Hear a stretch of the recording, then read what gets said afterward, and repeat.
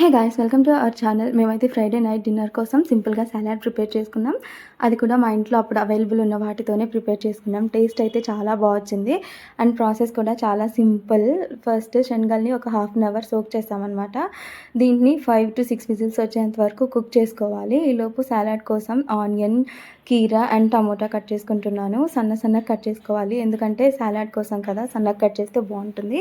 ఇంకా మనము capsicum and carrot కూడా యాడ్ చేసుకోవచ్చు, సలాడ్లో బాగుంటుంది. బట్ మేము క్యాప్సికమ్ అండ్ క్యారెట్ వేయట్లేదు ఇక్కడ. ఇప్పుడు కుక్ అయిన శనగల్ని తీసుకొని ఇందులోనే కొద్దిగా సాల్ట్ అండ్ కారం యాడ్ చేసుకోవాలి మన టేస్ట్కి తగ్గట్టు. తర్వాత కట్ చేసి పెట్టుకున్న ఆనియన్, కీరా అండ్ టమోటా యాడ్ చేసుకోవాలి. అలానే కొద్ది కొత్తిమీర యాడ్ చేసుకుంటే ఫ్లేవర్ బాగుంటుంది. మనము ఇందులోనే నచ్చితే చాట్ మసాలా, గరం మసాలా ఇవి కూడా ఇంక్లూడ్ చేసుకోవచ్చు. బట్ మేము ఏ మసాలాలు యూజ్ చేయట్లేదు ఇక్కడ. అన్నీ యాడ్ చేసిన తర్వాత బాగా మిక్స్ చేసుకోవాలి.